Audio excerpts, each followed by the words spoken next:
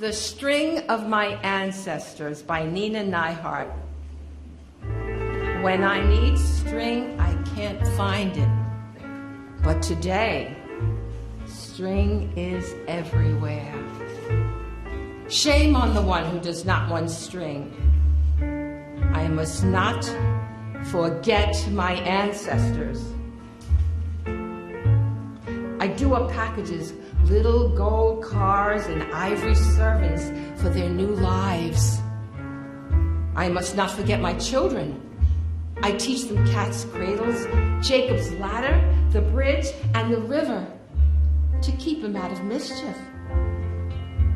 I tie bows on my children's fingers. They must not forget their ancestors. When you cut string, it crawls off in two directions. Nina Neihart, string. And when she says string, being that I'm a wordsmith, I don't think of strings. And I know sign language, I think of strings, connections. Right? So that Greek music, come with me. We're going to a small island in the middle of the Aegean Sea. The island is Paros. The year is maybe 1887, but it really doesn't matter the exact date of this telling. I'm taking you into a little village in the house of Nicoleta and Anastasios Arianoutsos.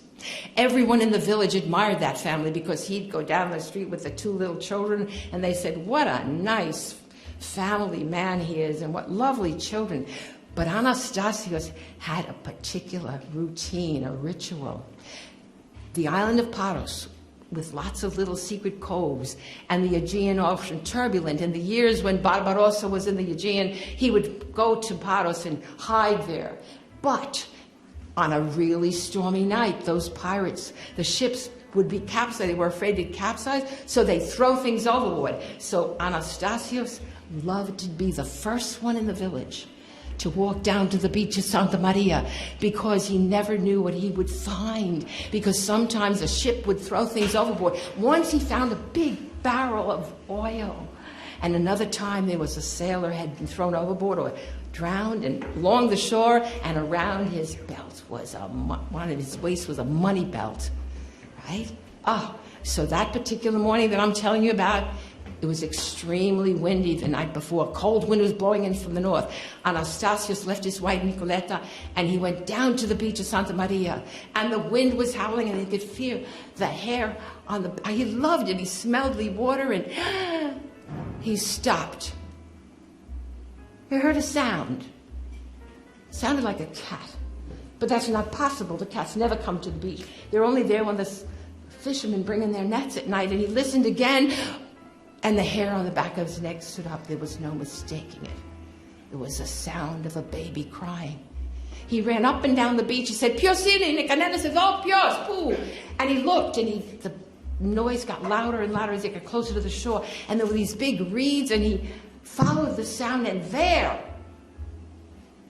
was a basket with a blanket, and he pushed it across. There was this rosy-cheeked little baby. He scooped it up, and he ran all the way back to the village. It was early in the morning, and his footsteps, his wife Sophia's in the kitchen, and she said, what is he running for? She opened it, and he comes running in, and he puts the basket on the table. He says, look, she picked up the baby, and the baby stopped crying a little bit. And they examined that baby. He was a healthy baby boy with rosy cheeks, and attached to his swaddling clothes was a little piece of paper. And on the paper, it said, Yanni. So they knew that that infant, before he was abandoned on that beach, had been taken to a church, had been baptized, he had been christened, because the Greek people do not name their child until it is taken to a church and christened. So they knew that baby was, and attached to his swaddling clothes was a little babaki, a little cotton. she opened up the cotton, and inside there was something granular. She tasted it was sugar. And then there was a little tiny wooden cross made out of like a toothpicks and a coin.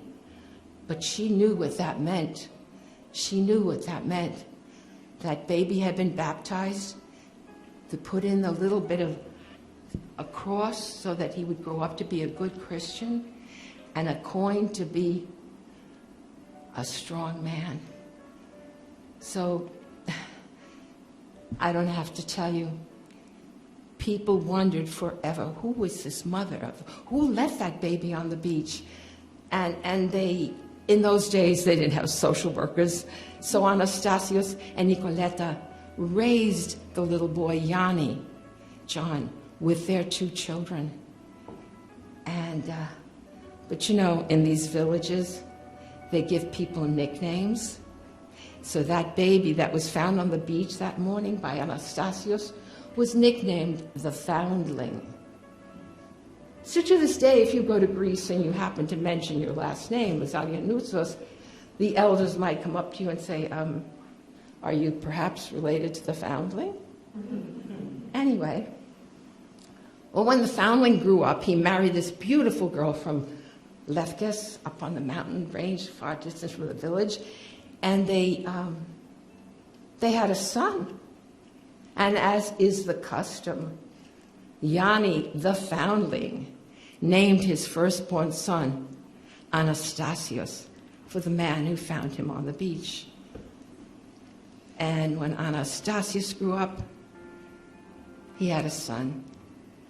And he named him Yanni, who was my older brother, because you see, that baby that was on the beach, the Foundling, was my grandfather. And that's a true story.